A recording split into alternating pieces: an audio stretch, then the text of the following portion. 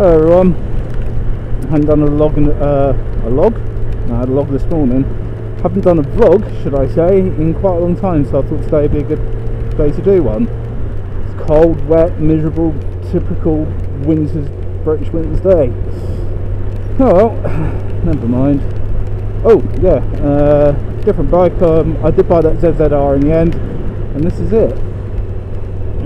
Got it a little while back.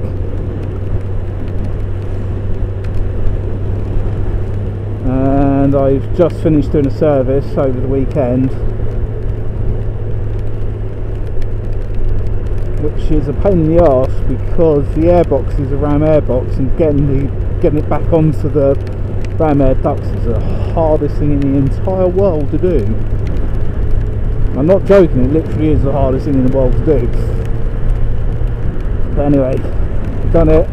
Took it for a rise weight yesterday, and it was horrible. It was felt like either the bike wasn't getting fuel or air, and I was pretty sure I put everything back together how it should be. Yeah, it just wouldn't rev. Once rev, it'll get to about 6,000 RPM. It won't really go above that.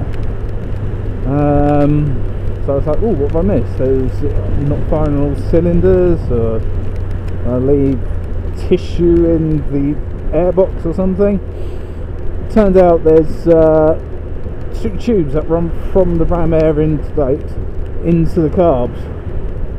It's actually one tube, but it feeds 4 carbs, and that tube wasn't connected to the 3rd and 4th cylinder carburetor, sorry. So yeah, if you ever have that problem on the ZZR or ZX6 about the same-ish time, check you have connected that thing. It just got pulled out. I didn't even notice it. So yeah, I put that back on this morning, and yeah, it runs absolutely fine now. Very good bike, the ZZR. I'm very impressed with it. It's comfy, it's fast, it's quite soft, suspension isn't great. Brakes as standard are pretty bad, to be honest. You've got to give them a hell of a yank in order to stop with any kind of urgency. But there's things you can do. You can replace the calipers on there, which is something I have done. Yeah, not bad. Full fairing on there.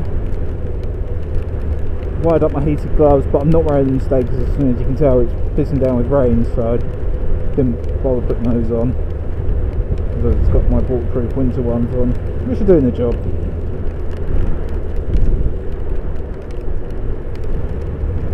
So apart from that, all good. Oh, project bike is finished ish. As much as ever a project bike can be finished, it's done. Got all the paint, everything painted, balls back from the powder coaters, the subframe as well, all together. Yeah, it's looking really good. Only thing is, it's winter time and I really don't want to ride it. Ah, shit. This is what happens when you don't put your fucking fuel tap on. Changed it to off this morning. What an idiot.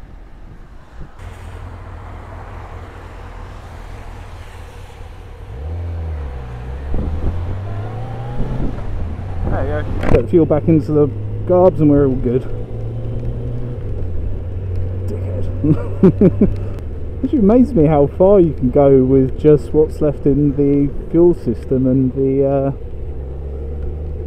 float bowls. By the way, I hate winter. I will actually do a proper review on this bike as well at some point. I don't know when though. Sort of in line with the heated glove one I did. But yeah, I can say these make excellent commuting bikes or everyday hacks. You can pick them up for pennies pretty much, and they will literally do it all. I find it very hard to fault anything of this. Yeah, it's a bit dated looking, but what do you expect?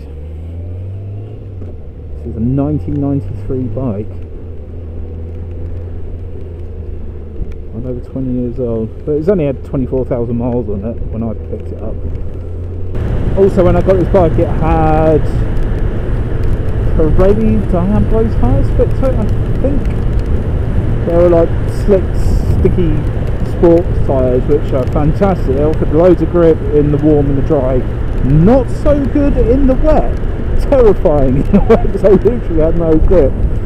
So I decided to pick something a bit more sensible for the type of riding I do on this bike. So I visited Bridgestone T30s, that's their latest sports touring tyre.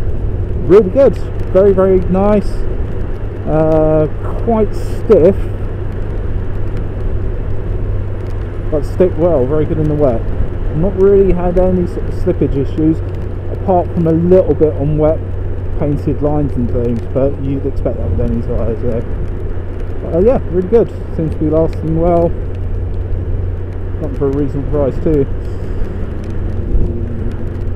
I'll try and get this edited and uploaded tonight. The only thing is my PC is starting to die. It's starting to cook memory chips, which isn't a good thing. So I might be able to edit it, I might not be able to. See what happens. This jacket, it's starting to leak a little bit on the arms and things. Got some stuff from Halfords called Fabsil. It just comes in tin, smells a bit like a cross between amyl nitrate and paraffin. You paint it on and it waterproofs your textiles. I think it's mainly used for things like awnings, that kind of thing, but you can use it on textile jackets, and so far it seems to be doing the trick. I mean, it's the first time I've been out in sort of heavyish rain. It seems to be doing the trick. I'll let you know how good it is, but when I get to work, that's proof. Yeah, the finger's starting to feel a little bit cold now.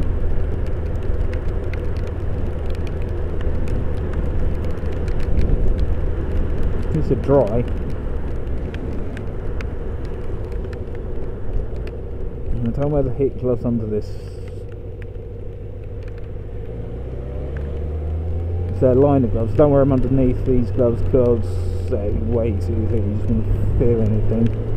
I'm trying to ride your bike with boxing gloves.